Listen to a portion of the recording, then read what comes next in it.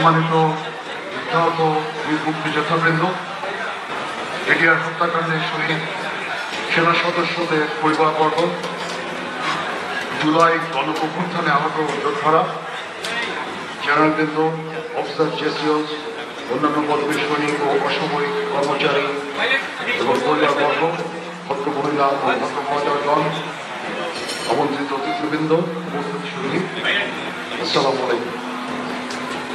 রমজান মাসের এই পবিত্র দিনে আমরা মহৎ উদ্দেশ্যে এখানে উপস্থিত হয়েছি। অনুষ্ঠানের শুরুতে আমি সশ্রদ্ধ চিত্তে স্মরণ করছি মহান মুক্তিযুদ্ধের বীর শহীদ এবং সকল বীর মুক্তিযোদ্ধাগণকে, যাদের দেশপ্রেম, বীরত্ব ও আত্মত্যাগের বিনিময়ে আমরা পেয়েছি এই স্বাধীনতা। আপনাদের সকলকে আমাদের পক্ষ থেকে জানাই সশ্রদ্ধ সালাম। সেই সাথে আমি স্মরণ করছি 2009 সালের 25শে ফেব্রুয়ারিতে নির্মম হত্যাকাণ্ডের শিকার 57 জন বীর সেনা সহ সর্বমোট 74 জন শহীদ এবং জুলাই গণঅভ্যুত্থানের শহীদ সকল যোদ্ধাদের আমি তাদের বিদায়ী আত্মার মাগফিরাত কামনা করছি। সম্মানিত বীর মুক্তিযোদ্ধাগণ, আপনারা আমাদের দেশের শ্রেষ্ঠ সন্তান, আপনারা আমাদের গর্ব, আমাদের অহংকার। 71-এর এই দিনগুলোতে আপনারা যে সাহসিকতার সাথে শত্রুর বিরুদ্ধে ঝাঁপিয়ে পড়েছিলেন তা ইতিহাসে বিরল। আপনারা দেখিয়েছেন আদর্শের পথে অবিচল থেকে কিভাবে কঠিন শত্রুও মোকাবেলা করে বিজয় ছিনিয়ে আনা যায়। অসীম সাহসিকতার এই দৃষ্টান্ত প্রতিটি বাঙালিকে আজও অনুপ্রাণিত করে চলেছে।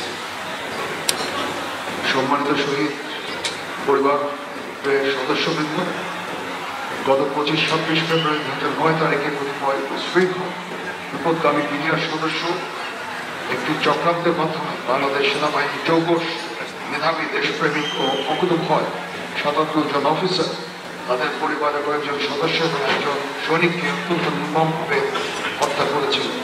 এই হত্যাকাণ্ডের মাধ্যমে তদানীন্তন বিডিআর সেনাবাহিনী তথা দেশ ও জাতির অভাবনীয় ক্ষতি সাধিত হয়েছে, যা কোনোভাবেই পূরণ করা যাবে না। তাদের এই আত্মত্যাগকে স্মরণ রাখতে 25শে ফেব্রুয়ারি জাতীয় শহীদ সেনা দিবস ঘোষণা করা হয়েছে এবং আমরা প্রতি বছর এই দিবসটিকে জাতীয় শহীদ সেনা দিবস হিসেবে পালন করব। আমরা সকল শহীদদের পরিবারের প্রতি সর্বাত্মক সহযোগিতা নিশ্চিত করছি এবং ভবিষ্যতে এই সহযোগিতার ধারা অব্যাহত থাকবে ইনশাআল্লাহ।